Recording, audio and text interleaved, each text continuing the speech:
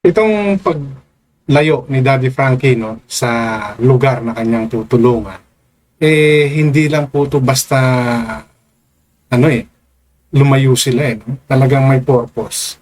At kumbaga challenging, di ba? Dahil sobrang layo. Yes, of course, nandoon yung adventure, di ba? Siyempre, panibagong lugar, panibagong tao, di ba? Pero yung sacrifice no, nila, hindi naman sila lahat binata. Alam naman natin, karamihan sa kanila may asawa, di ba? So, those are few of sacrifices na ginawa nila. Then, pagdating nila doon sa lugar, no, talagang, kumbaga, given na isu-shoulder nila lahat ng expenses nila. Kung bakit ko ito nasasabi, may kaugnayan po ito doon sa pag-stay nila, no, doon sa lugar na kung saan may mga tinulungan sila. No? So, dito po kasi sa video na to, makikita po natin yung ano talaga yung raw, no? Sila yung gumastos, yung bahay na tinirhan, and the importance of internet, no? So, dito po sa content na to, i-share ko sa inyo, atin pong bibigyan ng sarili nating opinion, yung mga dinanas at mga hinarap, no, na mga kumbaga simple challenges, no, but very important sa katulad nilang dayo sa lugar na yun. Yes, nandoon si Sir Butete, pero syempre iba pa rin na hindi nyo kilala yung lugar, hindi nyo alam kung anong dadatnan ninyo sa lugar. Diba? And dito rin po natin malalaman kung paano nagkakilala si Sir Butete at saka si Daddy Frankie. But bago po ako magpatuloy, welcome sa aking channel. Kung bago pa lang po kayo sa aking channel, please don't forget to like, share, and subscribe na rin po. And pakihit ng notification bell para maging aware kayo sa aking mga upcoming content. Any comment, suggestion, recommendation, leave it on the comment section. Issue lang po tayo, walang personalan. At lagi po kayo mag-fact check para po hindi kayo pagsabihang fake news. Okay? So, ito po, share ko lang po sa inyo, no, yung part ng video ni Daddy Frankie wherein, no, natapos na po sila, I think half months of their stay or yung pagpunta nila dun sa lugar na yun, natapos na. So, kailangan nilang lumipat sa ibang lugar. Well, this is a bit, kumbaga, late ng upload ni Daddy Frankie, no? Kasi marami na siya na-upload ulit. And ito ay upload sa kanyang FB. No? So, dito po kasi, dito natin malalaman na sila ay talagang nangupahan ng bahay. No? Nangupahan po sila. May nerentahan po silang bahay at doon po sila tumira. So, okay? Ito po yun. Bakit sila kinausap ko binigyan po ng 3,000 tapos yung bahay bayad na yung 10,000 pesos. Diba? So, bayad na yung bahay. So, talagang hindi sila in-accommodate. No? Wala po silang tinirahan o hindi po sila nakatira. No, siyempre kasi marami nga naman sila. Diba? And sa dami nila, kailangan talaga nila ng privacy. And of course, they are creating content, di ba? So, yung privacy and yung movement nila para maging free sila. So, yung bahay na yan, wala pang 1 month no? Parang, kasi 18 days lang sila dyan Nabanggit din naman dyan sa vlog na yan. Pero 10K po ang binayaran nila. Plus, no? Mahalaga sa kanila yung internet. No? And talagang they need to be kumbaga nasa isang bahay na sila lang. No, kasi yung tulog nila niyan hindi rin naman maayos, 'di ba? And may kanya-kanya silang pamilya na kailangan nilang tawagan. So kumbaga yan. Maybe tingin ko yan. Shoulder ni Daddy Frankie yung expenses nila dyan. Sabi mo na lang. Isang buwan nito. 10,000? Hindi yung wifi. Yung wifi? Tuwan. Grabe, ang mahal ng wifi nila, siguro fiber yan. And silang nagpa-install. No? Ganyan. Di ba magbayad ng wifi? Sa address. Tuwan. Address sa size. Ang binayaran lang kasi nung pagdating namin dito, 1.5 for installation.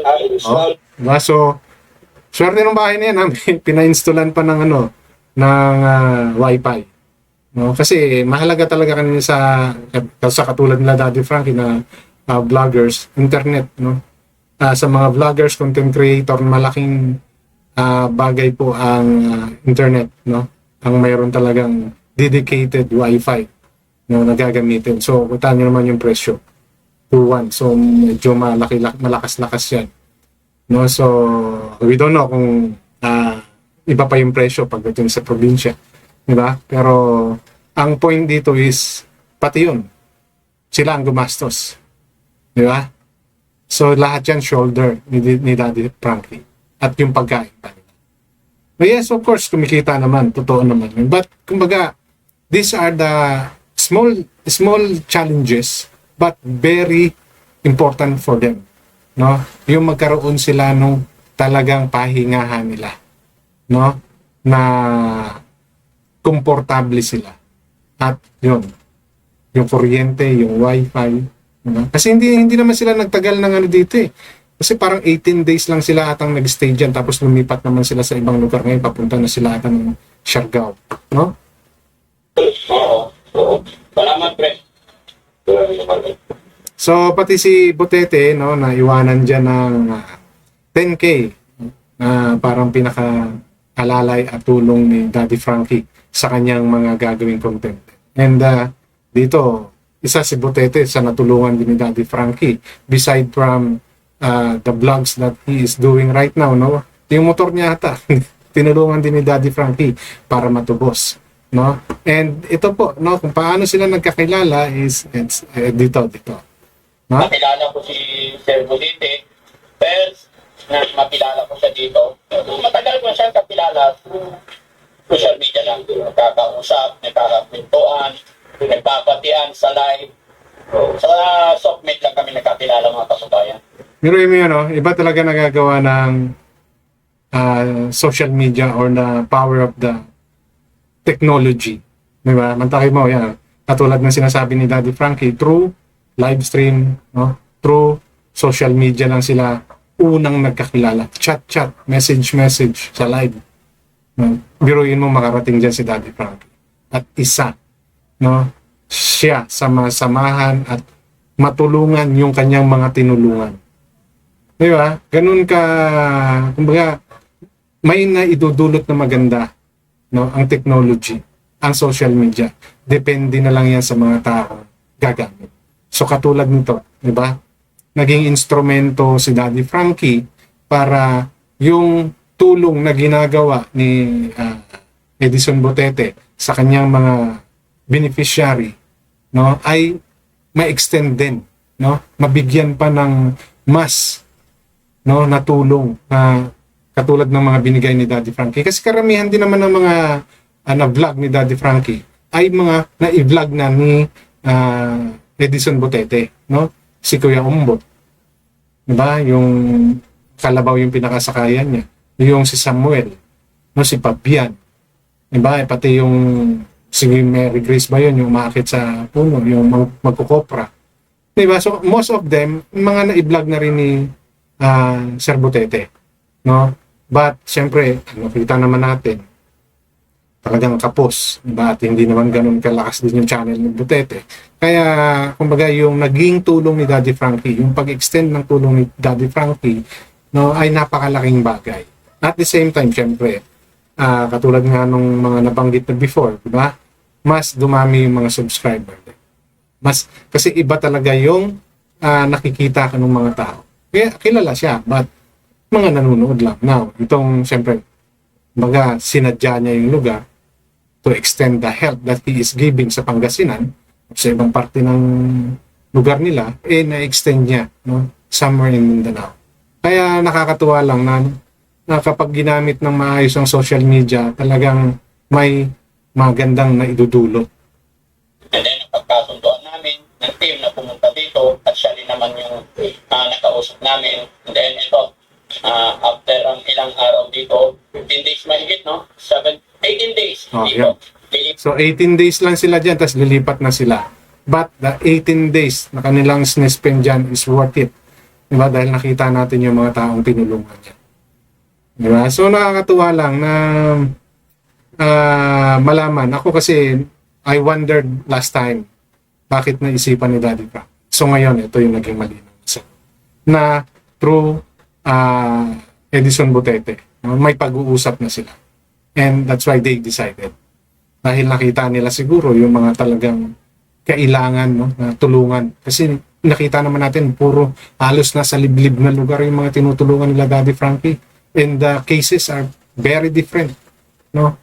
Very different. Katulad ni Kuya Ombot, no? Si Samuel. Pati yung isa pa. Yung isa pang walang kamay. Diba? So, nakakatuwa lang, no, na despite of these small challenges, no, talagang nagpursige at in-extend ni Daddy Frankie yung kanyang pagtulong, no, sa iba nating kababayan na nasa ibang lugar at nasa liblib na lugar. So, kumbaga, hindi niya kailangan magpakalayo-layo eh. Doon lang sa lugar nila, marami na siyang matutulungan. Pero bakit niya napili? Because he knows, no, na kailangan niyang bigyan ng pansin. Marami pang kailangan bigyan ng pansin. Bukod sa mga natulungan. So, I hope, no, maging tuloy-tuloy itong ganitong gawain, Daddy Frankie, and may gumaya sana ng mga vloggers. May mga totoong charity vloggers, hindi yung mga nagsa-charity kasi kailangan din nila ng tulong. Iba po yun. No, iba po yun. So, sana yung mga katulad pa nila, may mga madagdag pa sa mga hanay nila. Ang pagtulong, nanduro. No? Kumikita sila, yes. We need to accept that. No, kung sinasabi man nila na business to, be it. No?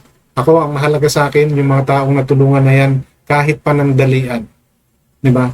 Nakaramdam sila ng konting alwan sa buhay. Di ba? Kahit hindi man panghabang buhay, at least nakaramdam sila sa buhay nila. Di ba? Hindi sila naabuso. Pagkos, nabigyan sila ng kahit konting. Kasi hindi naman lahat yan, katulad yan. Ine-expect ba natin na matutulungan talaga ng tuloy-tuloy ni Daddy Frank? Yan, maybe, pwede. No? Kasi nandiyan si Sir Butete na pwedeng patuhan niya ng tulong na pwedeng ibigay doon sa mga na-features niya. No? Pero kung baga dumami or matulungan din si Butete, no, nung mga viewers. Inulit ko po, malaking bagay po ang mga viewers, no. Ang mga sponsor malaking bagay din yan, pero para sa akin mas may malaking ambag po ang mga viewers dahil kayo po ay kumbaga we need the support, everyday support, no. Ang mga sponsor, yes, malaking factor sila because they are the instant tulong na maibibigay, no? Kasi instant yung pera nila. Pero tayo mga viewers, monthly po ang tulong na binibigay natin by watching all the contents ng mga sinusuportahan nating charity vlogger. So, why not support Edison Butete, di ba? Para po makatulong. Nakita niyo naman po yung mga tinulungan ni Daddy Frankie na binablog niya na. So, through watching, no, ng kanyang mga content, makakatulong po kayo at pwede pong ma-extend ni Butete yung tulong, no, na binigay ni Daddy Frank. Okay, so yan lang po yung gusto kong i-share sa content ko na to at lagi po kayo mag-fact check para hindi pa kapagsabihan fake news. Hanggang doon na lamang, maraming salamat.